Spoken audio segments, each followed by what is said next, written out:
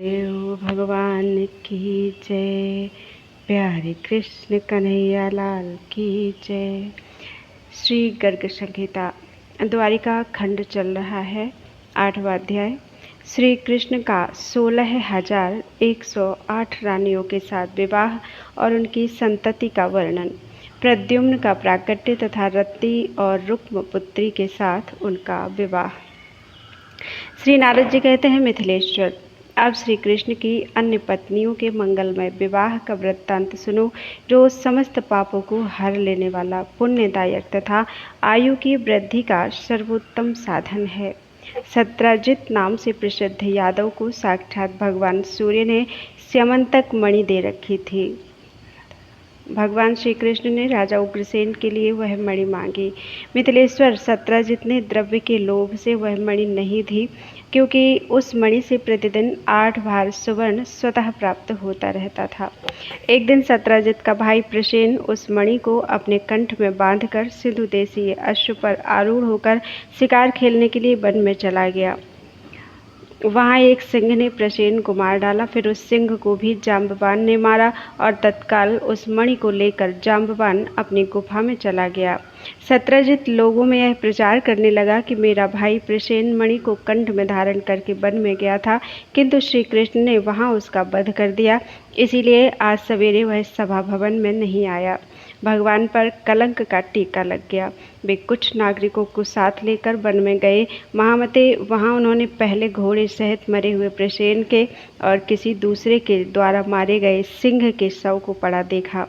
यह देखकर पदचिन्ह से पता लगाते हुए वे ऋक्षराज जाम्बवान की गुफा तक पहुँच गए। फिर वहाँ से मणि लाने के लिए साक्षात श्रीहरि ने गुफा के भीतर प्रवेश करके 28 दिनों तक युद्ध किया तथा ऋक्षराज जाम्बवान पर विजय पाई। राजेंद्र जाम्बवान ने अपनी सुंदरी कन्या जाम्बवती को उस मणि के साथ श्रीहरि के हाथ में दे दिया।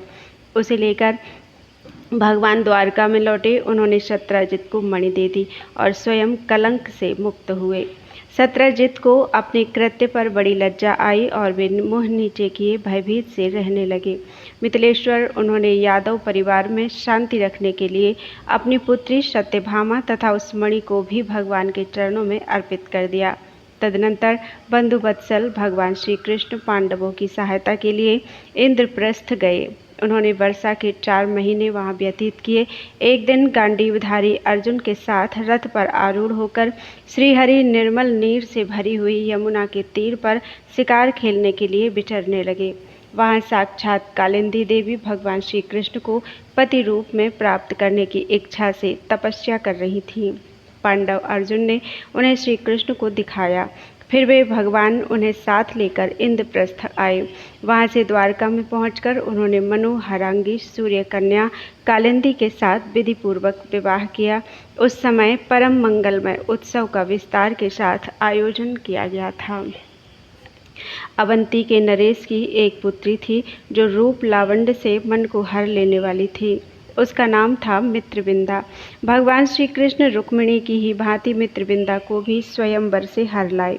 राजा नग्नजित के एक पुत्री थी, जो लोगों में सत्या के नाम से विख्यात थी। उसके विवाह के लिए राजा ने यह प्रतिज्ञा की थी कि 7 साणों को जो एक साथ ही नाथ देगा, उस वीर को मैं अपनी पुत्री दूंगा। भगवान श्री कृष्ण ने सब लोगों के देखते देखते उन 7 साणों को नाथ कर सत्या के साथ विवाह किया। कैकई राजकुमारी भद्रा को भी भगवान श्रीहरि उसकी इच्छा के अनुसार अपने घर ले आए। वहाँ कालिंदी की ही भांति भद्रा के साथ उन्होंने विधि पूर्वक विवाह किया। राजन, राजा बृहदसेन के एक पुत्री थी, जिसे लोग लक्ष्मणा कहते थे। वह समस्त शुभ लक्षणों से संपन्न थी। उसके यहाँ स्वयंवर में मत्स्य भेद की शर्त रखी गई थी। भगवान ने उस मत्स्य का भेदन किया और अपने ऊपर आक्रमण करने वाले शत्रुओं को परास्त करके लक्ष्मणा का हाथ पकड़ा। 16,100 राजकुमारियां भौमासुर के कारागार में बंद थीं।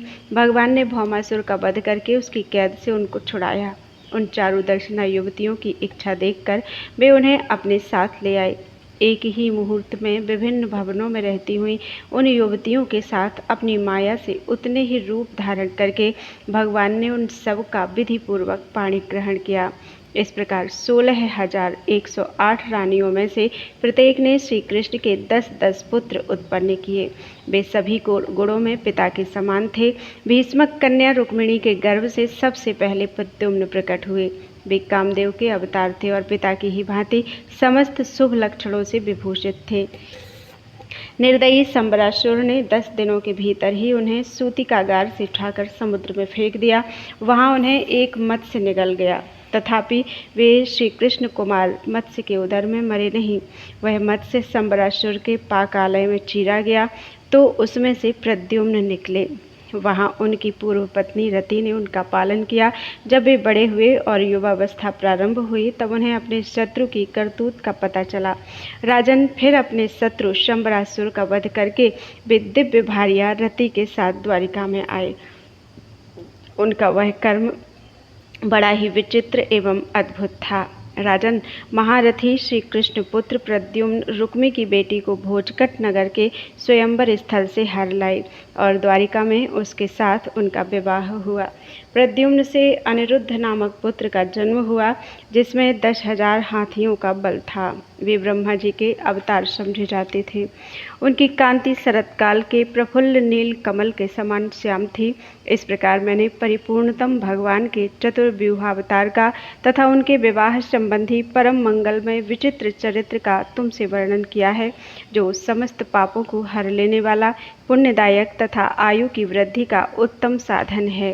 राजन, अब तुम पुनः क्या सुनना चाहते हो? इस प्रकार श्री गर्ग संहिता में द्वारिका खंड के अंतर्गत नारद बहुलासु संवाद में श्री कृष्ण के समस्त रानियों के विवाह का वर्णन नामक 8वां अध्याय पूरा हुआ।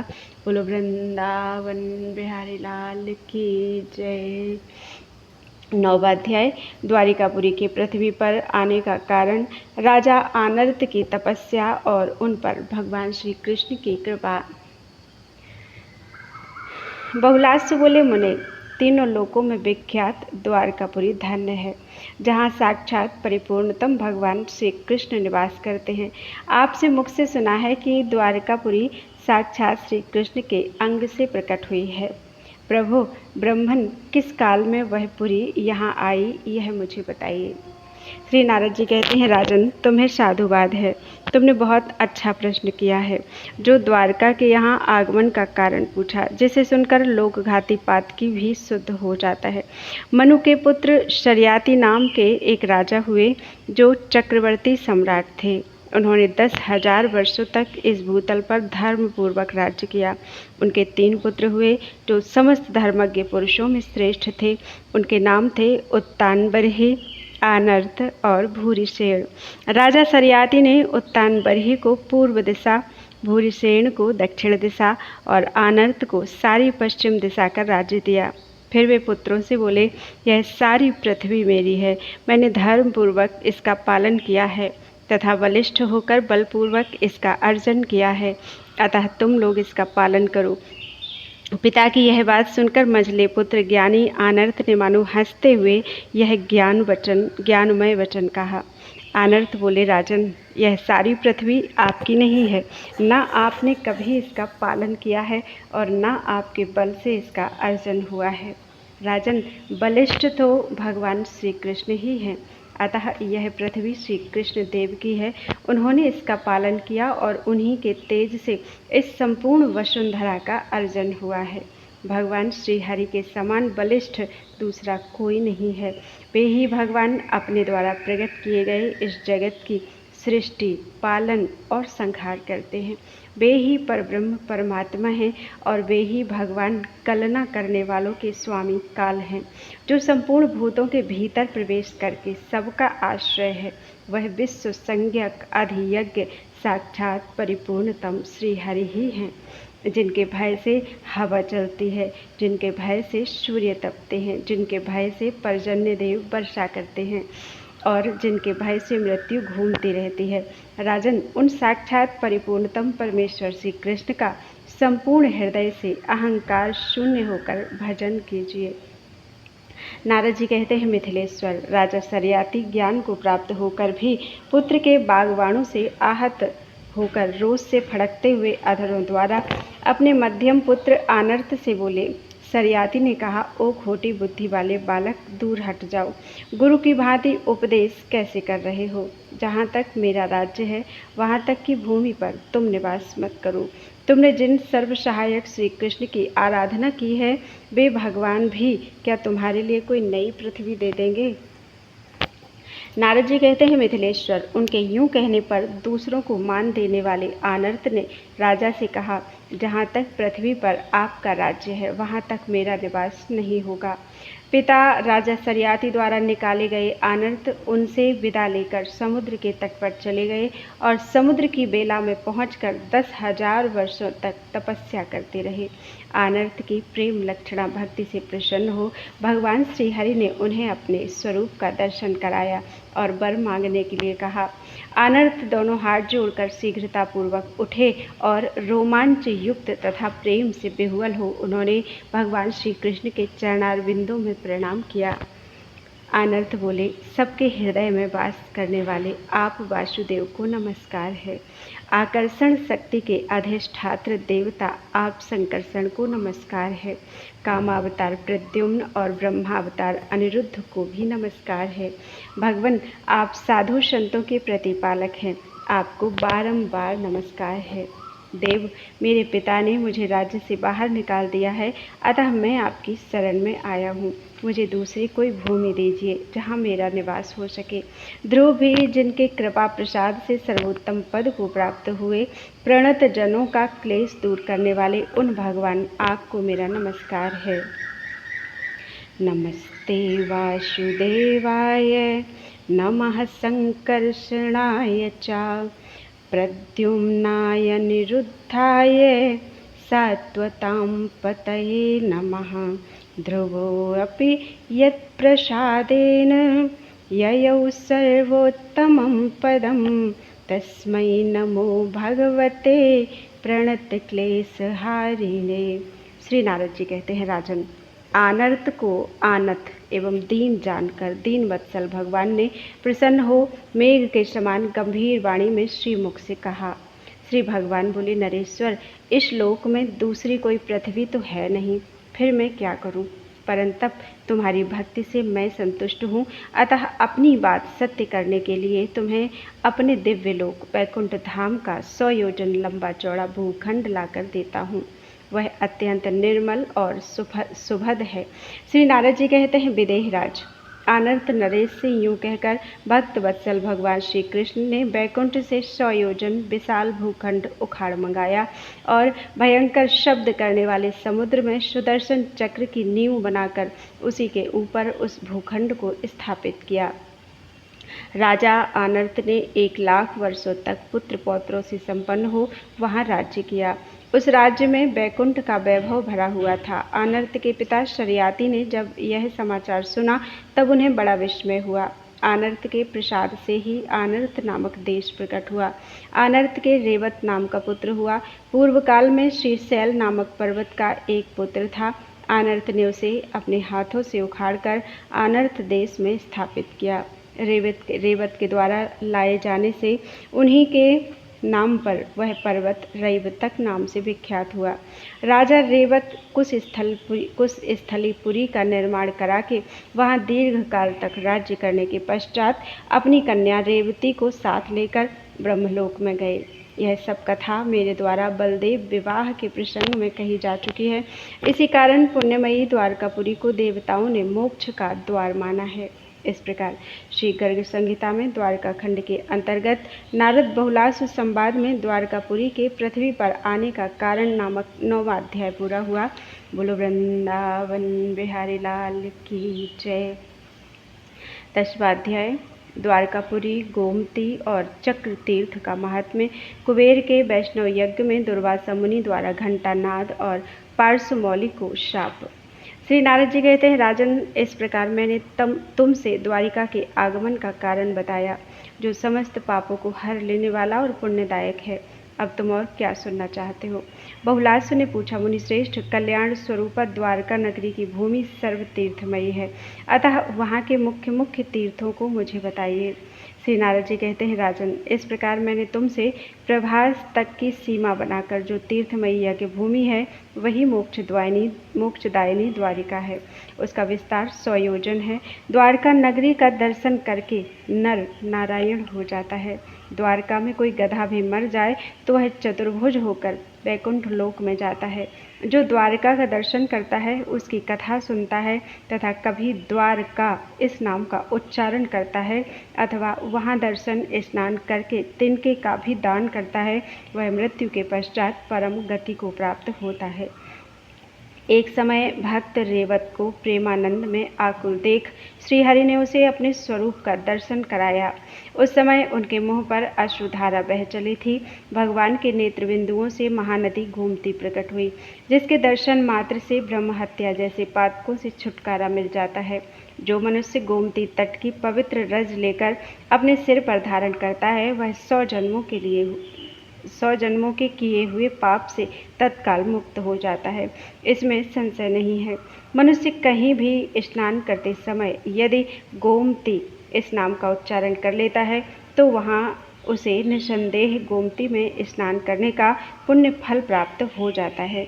विदेहराज, जो मकर राशि में सूर्य के स्थित रहते समय माघ मास में प्रयाण की त्रिवेणी में स्नान करता है, वह 100 अश्वमेध यज्ञों का पुण्य फल पा लेता है। परंतु यदि वह सूर्य के मकरगत होने में गोमती में स्नान कर ले तो उसे प्रयाग स्नान की अपेक्षा सहस्र गुना अधिक पुण्य प्राप्त होता है। गोमती का महात्म्य बताने में 4 मुखों वाले ब्रह्मा भी समर्थ नहीं हैं। गोमती के चक्र तीर्थ में जो पाषाण हैं, वे सब के सब चक्र भाव को प्राप्त होते हैं, अतः उनकी यत्नपूर्वक पूजा करनी चाहिए। जो चक्र के चिन्ह से युक्त चक्र तीर्थ में द्वादशी को स्नान करता है, वह पाप भाजन होने पर भी चक्रपाणी के पद को प्राप्त होता है। करोड़ों जन्मों के संचित पापों से पतित हुआ पातकी मनुष्य भी चक्र तीर्थ की सीढ़ियों तक पहुंचकर मोक्ष पद पर आरूढ़ हो जाता है। बहुलासु ने पूछा, महामते, महानदी गोमती में जो चक्र तीर्थ है, वह शुभ अर्थ को देने वाला तथा लोगों के लिए अधिक माननीय कैसे हो गया, यह मुझे बताइए। श्री नारद जी ने कहा, राजन, इसी विषय में विज्ञजन इस प्राचीन इतिहास का वर्णन किया करते हैं, जिसके श्रवण मात्र से सर्वथा पापों की हानि हो जाती है। एक समय की बात है, अलकापुरी के स्वामी राजाधिराज धर्मात्मा निधिपति भगवान कुबेर ने कैलाश के उत्तर तट की भूमि पर वैष्णव यज्ञ आरंभ किया। उनके उस यज्ञ में स्वयं भगवान विष्णु अपने धाम से उतर आए थे।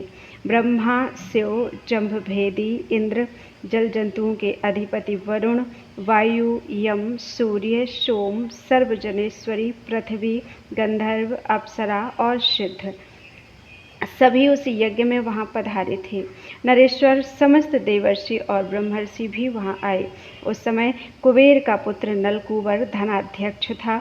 यज्ञ की रक्षा में वीरभद्र को नियुक्त किया गया था। सत्पुरुषों की सेवा का भार गजानन गणपति के ऊपर था। समस्त मरुदगण रसोई परोसने का कार्य करते थे।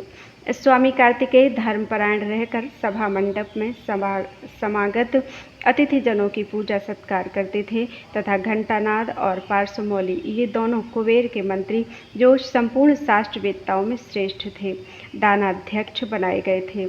इस प्रकार महान उत्सव से परिपूर्ण उस यज्ञ का विधिपूर्वक अनुष्ठान संपन्न हुआ। यज्ञांत का अवभृत स्नान करके महामनस्वी राजराज कुबेर ने देवताओं को उनका उत्तम भाग दिया था और ब्राह्मणों को पर्याप्त दक्षिणा दी। इस प्रकार उस श्रेष्ठ यज्ञ के परिपूर्ण होने पर जब समस्त देवर्षि गण संतुष्ट हो गए, तब दंड, छत्र और जटा धारण किए महर्षि दुर्वासा वहां आ पहुंचे। वे स्वभाव से ही क्रोधी और कृशकाय थे। उनके चरणों में खड़ाऊं शोभा पाती थीं। दाढ़ी मूछ के बाल बढ़े हुए थे। पेट सूख कर सट गया था। कुशासन, समिधा, जलपात्र और मृगचर्म धारण किए वे श्रेष्ठ मुनि वहां पधारे हुए उन महर्षि के पास जाकर उनकी विधि पूर्वक पूजा करके भयभीत हुए कुबेर ने परिक्रमा पूर्वक उनके चरणों में प्रणाम किया और कहा, ब्रह्मन, आपके पदार्पण करने से आज मेरा जन्म सफल हो गया, भवन सार्थक हो गया और यह मेरा यज्ञ भी सफल हो गया। इस तरह उनके संतोष देने पर भगवान दुर्वासा मुनि जोर जोर से हंसते हुए उन मनुष्य धर्मा देवता कुबेर से बोले, तुम राज धर्मात्मा, दानी और ब्राह्मण भक्त हो। तुमने भगवान विष्णु को संतुष्ट करने वाले वैष्णव यज्ञ का अनुष्ठान किया है। प्रभु, वैश्रवण मैंने कभी भी तुमसे कुछ नहीं मांगा है, परंतु आज तुम्हें दान शिरोमणि समझकर मैं याचना करूँगा। यदि तुमने मेरी याचना सफल कर दी तो मैं तुम्हें उत्तम वर दूंगा, नहीं तो अत्यंत भयंकर शाप देकर तुम्हें भस्म कर डालूंगा। त्रिलोकी की सारी नवोनिधियाँ तुम्हारे घर में मौजूद हैं, उन सबको मुझे दे दो। तुम्हारा भला हो, मैं उन निधियों के लिए ही यहाँ आया हूँ। नारद जी कहते हैं, राजन, यह सुनकर दानशील उदार चेता गुह्यकों के स्वामी राजराज ने उनसे कहा, बहुत अच्छा, आप मेरा प्रतिग्रह स्वीकार करें। इस प्रकार निधियों को दे डालने की चेष्टा करते हुए निधिपति कुबेर से उनके दानाध्यक्ष मंत्री घंटानाद और पार्श्वमौली लोभ से मोहित होकर बोले। उन दोनों ने कहा, यह लोभी ब्राह्मण अकेला ही तो है, सारी निधियां लेकर क्या करेगा? इसे 1,00,000 दिव्य दीनार दे दीजिए, बाकी अपने पास रखिए। अपनी वृत्ति की तथा इस उत्तर दिशा की रक्षा कीजिए। नारद जी कहते हैं, राजन, उन मंत्रियों का वह कठोर वचन सुनकर दुर्वासा रोष से आग बबूला हो उठे। उनकी भौहें टेढ़ी हो गईं तथा उनके नेत्र लाल हो गए। सारा ब्रह्मांड बटलोई की तरह 2 निमेष तक हिलता रहा। कुबेर को अपने चरणों में पड़ा देख मुनि ने उन दोनों मंत्रियों को शाप दे दिया। मुनि ने कहा, महादुष्ट घंटानाद, तेरी बुद्धि पाप में ही लगी रहने वाली है। तू अत्यंत लोभी है, ग्राह की भांति धनग्राही है। अतः हे महाखल, तू ग्राह हो जा। पापपूर्ण विचार रखने वाले पार्श्वमौले, तू भी धन के लोभ से मद से भरा हुआ है और हाथी की भांति प्रेरणा दे रहा है। अतः दुर्बुद्धे, तू हाथी हो जा। श्री नारद जी कहते हैं, राजन, उन दोनों को शाप देकर कुबेर से निधि लेकर मुनिवर दुर्वासा ने पुनः कुबेर को अत्यंत दुर्लभ वर प्रदान किया। कुबेर, इस दान से तुम्हारे पास 9 निधियाँ द्विगुणित होकर आ जाएं। यूँ कहकर वे निधियों के साथ वहाँ से चल दिए। आहा, परम तेजस्वी महर्षियों का बल कैसा अद्भुत है। इस प्रकार श्री गर्ग संहिता में द्वारिका खंड के अंतर्गत नारद बहुलास्व संवाद में गोमती के उपाख्यान के प्रसंग में चक्र तीर्थ का महात्म्य नामक 10वां अध्याय पूरा हुआ। बोलो वृंदावन बिहारी लाल की जय। 11वां अध्याय गज और ग्राह बने हुए मंत्रियों का युद्ध और भगवान विष्णु के द्वारा उनका उद्धार। नारद जी कहते हैं, राजन, कुबेर के दोनों मंत्री ब्राह्मण के शाप से मोहित होकर अत्यंत दीन दुखी हो गए। उस यज्ञ में साक्षात भगवान विष्णु पधारे थे। वे अपनी शरण में आए हुए उन दोनों मंत्रियों से बोले। श्री भगवान ने कहा, मेरी अर्चना से युक्त इस यज्ञ में तुम दोनों को दुख उठाना पड़ा है। ब्राह्मणों की कही हुई बात को टाल देने या अन्यथा करने की शक्ति मुझ में नहीं है। तुम दोनों ग्राह और हाथी हो जाओ। जब कभी तुम दोनों में युद्ध छिड़ जाएगा, तब मेरी कृपा से तुम दोनों अपने पूर्ववर्ती स्वरूप को प्राप्त हो जाओगे। नारद जी कहते हैं, राजन, भगवान विष्णु के यूं कहने पर राजाधिराज कुबेर के वे दोनों मंत्री ग्राह और हाथी हो गए, परंतु उन्हें अपने पूर्व जन्म की बातों का स्मरण बना रहा। घंटानाद ग्राह हो गया और सैकड़ों वर्षों तक गोमती में रहा। वह बड़ा विकराल, अत्यंत भयंकर तथा सदा रौद्र रूप धारण किए रहता था। पार्श्वमौली रैवतक पर्वत के जंगल में 4 दांतों वाला हाथी हुआ। उसके शरीर का रंग काजल के समान काला था। उसके पृष्ठभाग की ऊंचाई 100 धनुष के बराबर थी। बंजुल, कुरब, कुंद, बदर, बैंत, बांस, केला, भोजपत्र का पेड़, कचनार, विजयसार, अर्जुन, मंदार, बकायन, अशोक, बरगद, आम, चंपा, चंदन, कटहल, गूलर, पीपल, खजूर, बिजौरा, नींबू, चिरौंजी, आमड़ा, आम्र तथा क्रमुक अर्थात पूगी फल के वृक्षों से परिमंडित रैवतक के विशाल वन में वह महागजराज विचरा करता था। एक समय वैशाख मास में वह गजराज पर्वतीय कंदरा से निकलकर अपने गणों के साथ चिंघाड़ता हुआ गोमती गंगा में स्नान के लिए आया।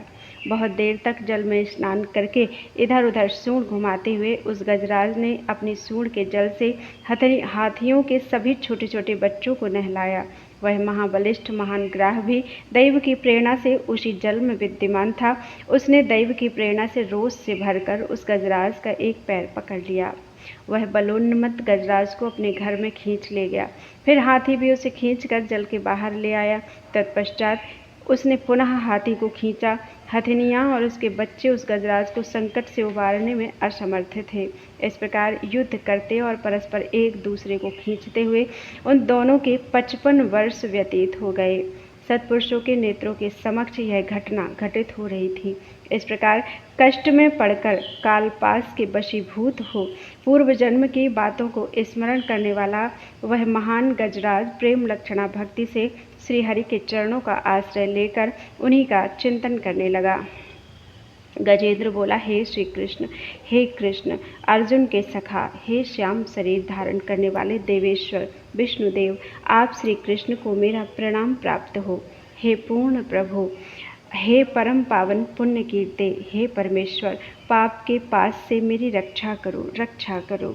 श्री कृष्ण कृष्ण सख कृष्ण वपुर्दधान, कृष्णाय ते प्रणतिरस्तु सुरेश विष्णु, पूर्ण प्रभो परम पावन पुण्य कीर्ते, माम पाहि पाहि परमेश्वर पाप पाशात। नारद जी कहते हैं, राजन, इस प्रकार ग्राह ने जिसका पैर पकड़ लिया था उस हाथी को अपना स्मरण करता जान दीन वत्सल श्रीहरि गरुड़ पर आरूढ़ होकर बड़े वेग से दौड़े आए।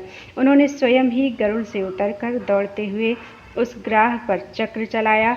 चक्र के वहां पहुंचने से पहले ही ग्राह का वह अद्भुत मस्तक उसके धड़ से कटकर अलग हो गया।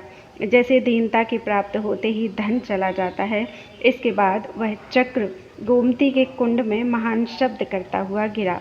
उसने वहां के समस्त प्रस्तर समूहों को चक्र से चिन्हित कर दिया।